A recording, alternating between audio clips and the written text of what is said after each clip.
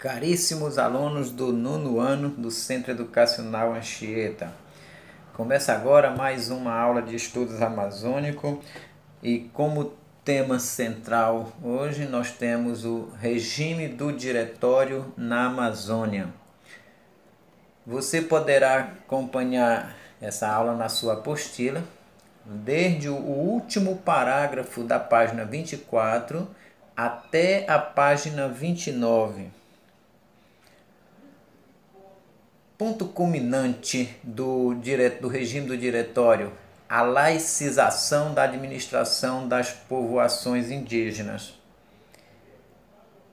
O regime do diretório representou a completa laicização da administração das povoações indígenas. E o que significa essa laicização?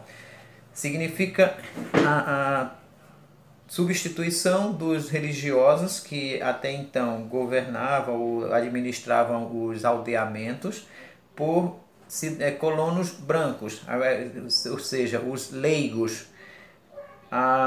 E aí existe no estado do Grão-Pará e Maranhão, a partir do reconhecimento da incapacidade dos próprios índios de gerirem seus próprios interesses devido a, segundo o governo, a rusticidade e ignorância de que são portadores os povos indígenas. E aí surge a necessidade de quem governa esses povoados, os aldeamentos, ou agora pode-se dizer aí as vilas que passaram a ser a partir de então. Aí a presença de um diretor. O que é esse diretor? Em cada povoação havia a presença de um diretor que nomeara o governador e capitão-geral do estado, o qual deve ser dotado dos bons costumes, zelo, prudência, verdade, ciência da língua, ou seja, devia ser alguém que dominava a língua portuguesa, que pregava aí os preceitos da religião cristã, do etc. O dito cidadão de bem. Esse era os requisitos para ser o diretor de um dos povoados dos povoados indígenas.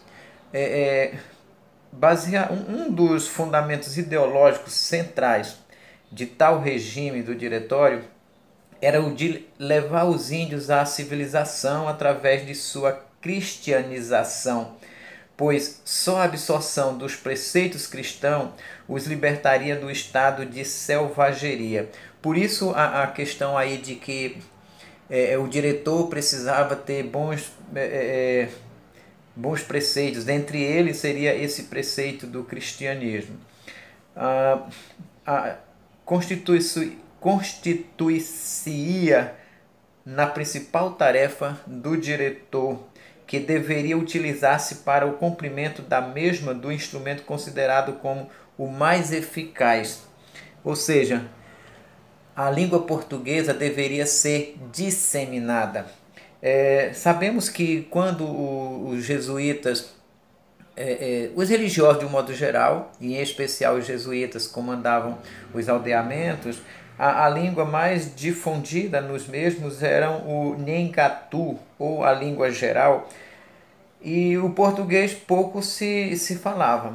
E aí então, com a presença do diretório agora, a prioridade era, ou melhor, obrigatoriedade seria a disseminação da língua portuguesa. E aí esse tem sido um dos meios mais eficazes de consolidação das conquistas, na medida em que possibilita aos dominados interiorizarem os valores dos dominantes, ou seja, os índios assumirem os valores dos portugueses. Então a língua passaria a ser o modelo mais eficaz desse aportuguesamento dos indígenas.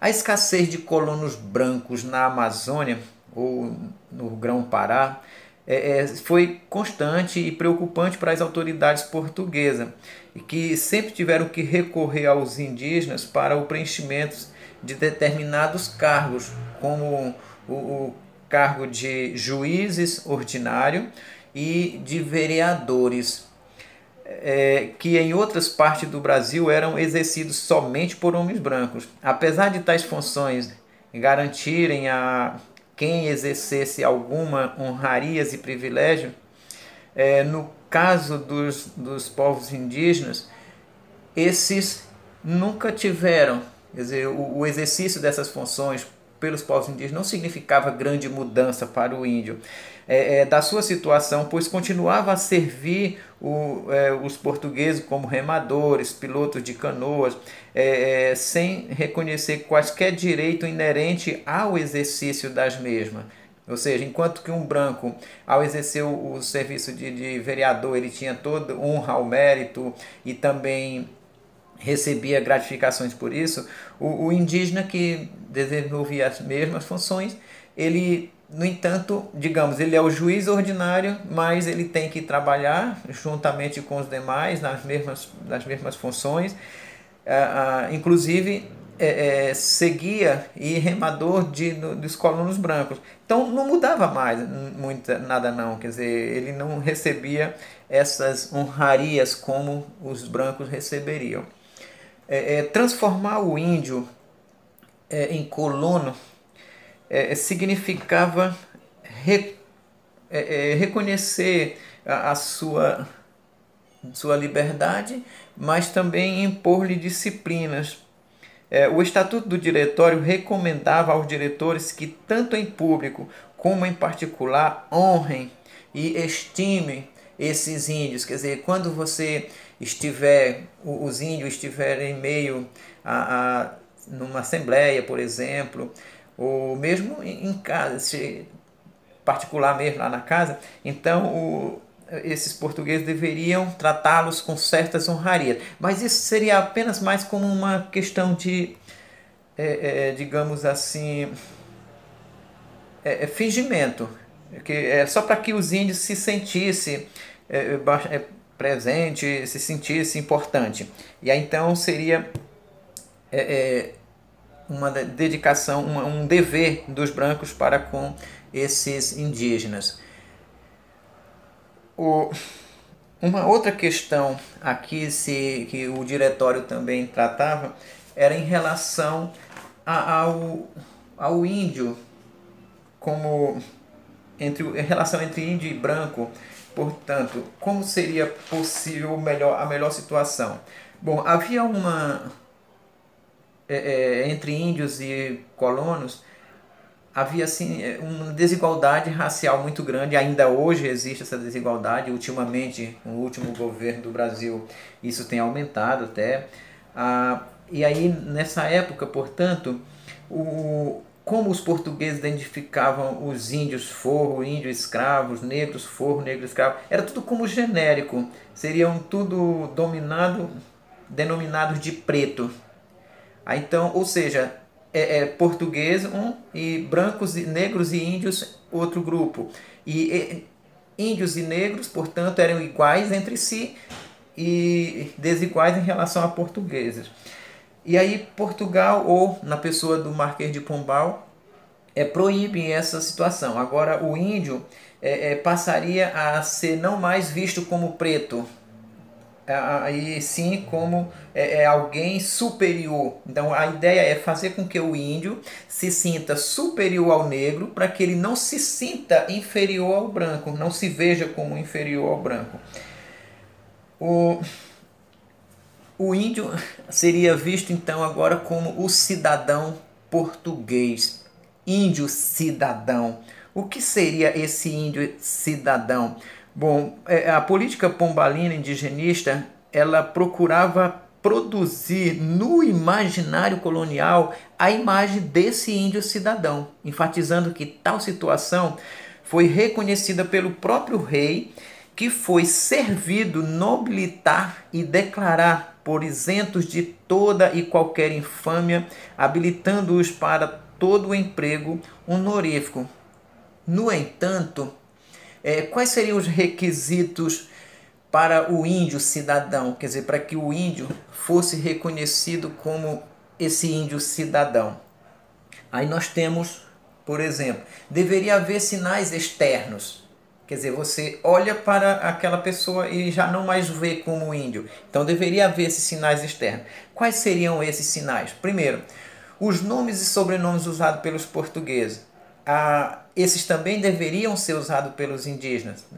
Atira-se todos qualquer semelhança com a cultura indígena. Por exemplo, nós temos aqui na nossa região os índios mundurucus. Então é comum você encontrar nas escolas, principalmente quando eu trabalho na escola pública, e aí lá tem muitos índios que estudam.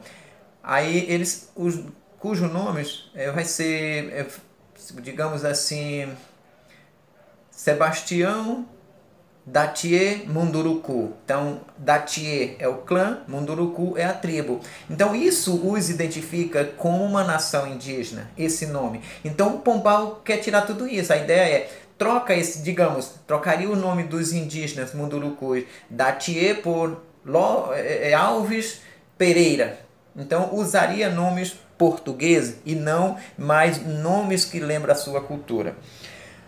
É o fim da habitação coletiva. Era comum entre as nações indígenas, aquela casa onde moram todos os membros da família. E isso aí, para os portugueses, eram considerados promíscuas, que deveriam ser substituídas por casa onde habite apenas uma família, que é esse modelo nuclear que nós vivemos, marido, esposa e filhos. Então, a ideia seria trazer para esse modelo português, tirar o índio de toda e qualquer situação que lembre a sua cultura.